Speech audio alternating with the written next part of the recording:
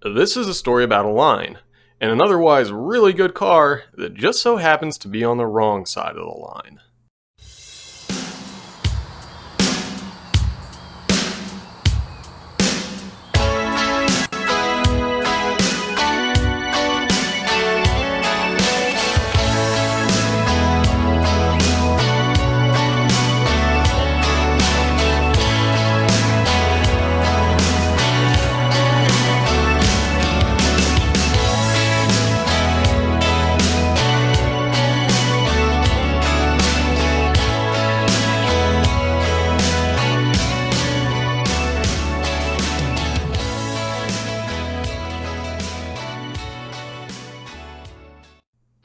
Here's a 2011 Infiniti M37.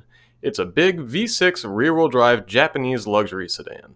Good looks, good interior, good hardware.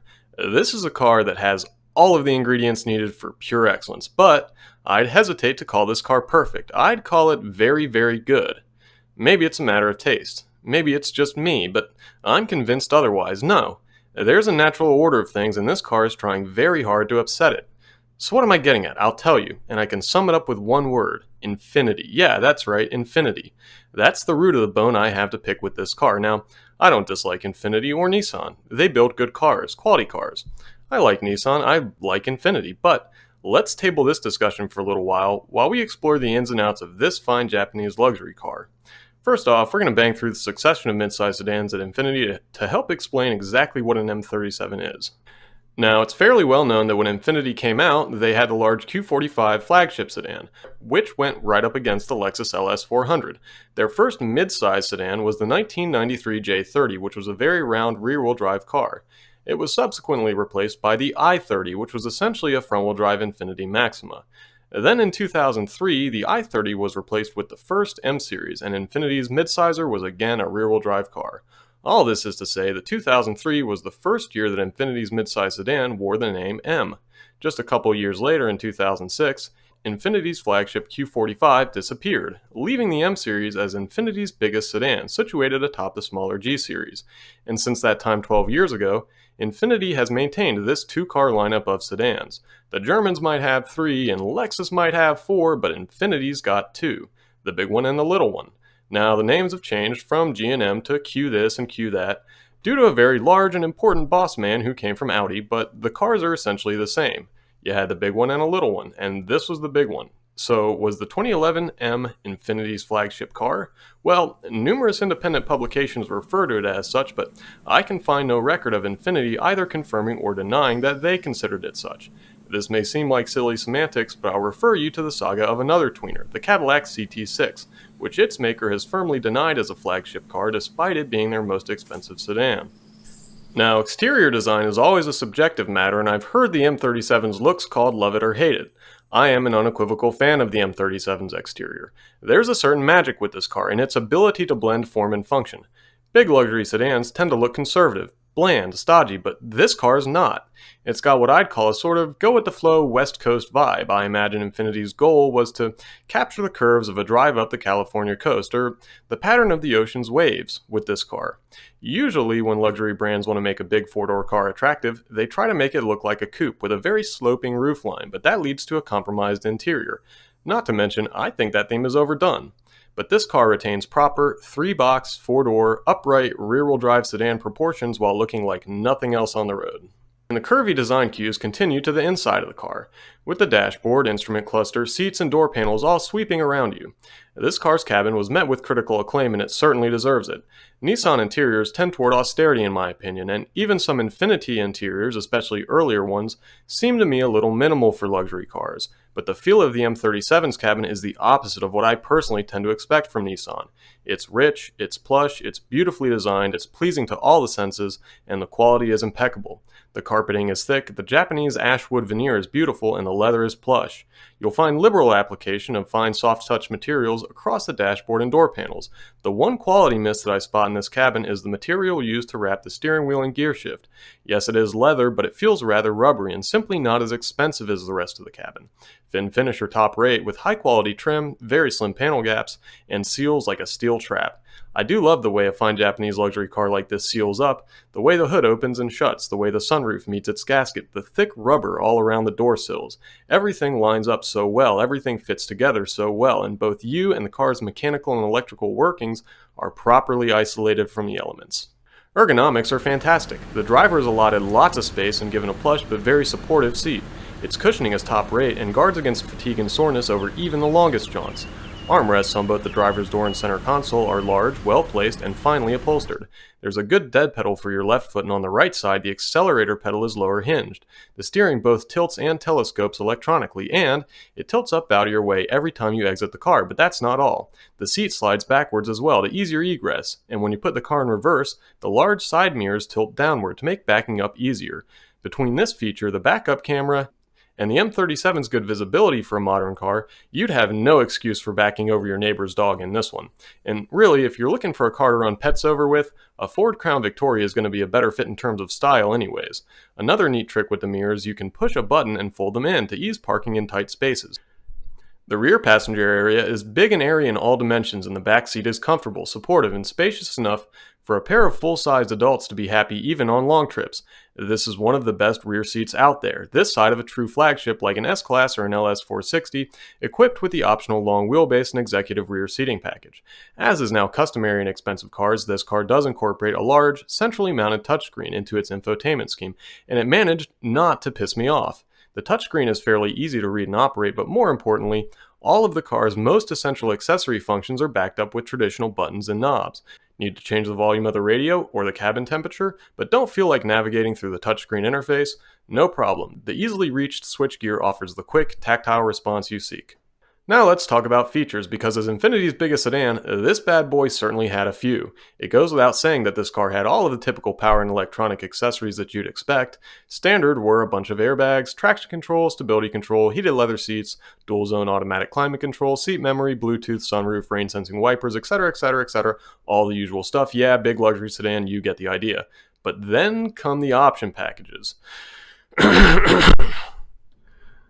Let's start with the premium package. Infiniti hard drive navigation system with 8-inch WVGA color touchscreen display, lane guidance, and 3D built-in graphics. Infiniti voice recognition for audio navigation and vehicle information systems. XM-Nav traffic with real-time traffic information. XM-Nav weather with real-time weather and a 3-day forecast. Zagat restaurant guide. Bose 2-channel 10-speaker premium audio system. AM/FM CD DVD with MP3 playback capability. Radio data system and speed-sensitive volume. 9.3 gigabyte music box hard drive. Streaming audio via Bluetooth wireless technology, climate controlled front seats, and heated steering wheel. And if that wasn't enough for you, how about the deluxe touring package?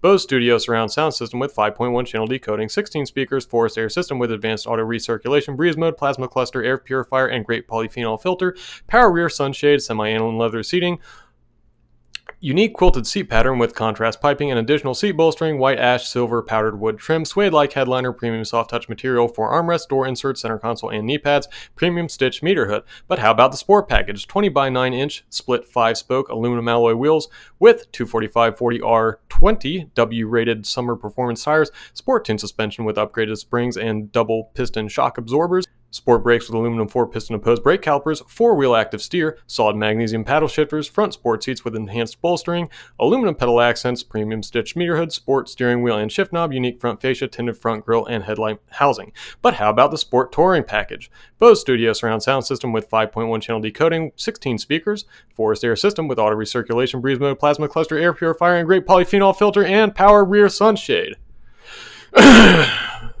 But then there's the technology package. Intelligent cruise control, full speed range, lane departure warning, and lane departure prevention. Distance control assist, intelligent brake assist with forward collision warning, blind spot warning and blind spot intervention, front pre-crash seatbelts, active trace control, eco pedal, adaptive front lighting system with auto leveling headlights, and let's not forget the big ticket items for the powertrain.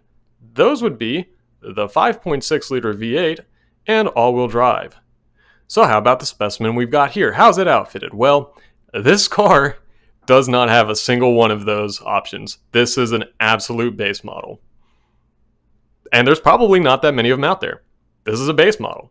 No V8, no all-wheel drive, not a single option package. Not a single box was checked on this one.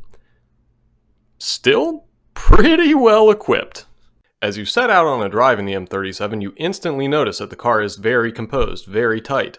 It's got 3 driving modes, the typical sport, normal, and eco, and the 4th mode, snow mode, and they do the typical things, such as adjust throttle response and shift points. Normal and sport are both reasonable settings. In my opinion, if you can afford to drive this car, you can afford the small marginal cost not to drive it in eco mode, which is what you'll want to do. As you pull away from a stop, the M37's big, naturally aspirated V6 begins its long, hard pull up to its red line, and this engine is a rever. It's shared across more powerful cars in the Nissan and Infiniti lineups, including the 370Z sports car. The advanced variable valve timing that Nissan used in this car does a good job of making good use of all year displacement at all RPMs. Shifts from the 7-speed torque converter automatic are slow, fine for regular cruising, but annoying if you're trying to push the car. Steering is very firm, with a good locked-in on-center feel. It requires very little attention on the highway, and that's nice. However, once you come off center, you find that the M37 steering is very quick, a little touchy in daily driving on 45-mile-per-hour surface streets. It does give you great control in tight maneuvers though, and the car can certainly handle. The M37 is glued to the ground better than most houses in South Carolina, and there's remarkably little body lean. And yet, this car is not a true driver's car. It's not particularly exciting or engaging or fun to thrash around. This is simply a large car that happens to be able to drive very, very well when you want it to. So now back to our initial discussion about that line. The issue here isn't the hardware, it's the personality. What we've got here is a big car, isn't it? Hold on, is this a mid-size car? It was priced to compete with the E-Class and 5 Series. It definitely doesn't have pretensions of hanging with the S-Class and company. So isn't this a mid-size car? No.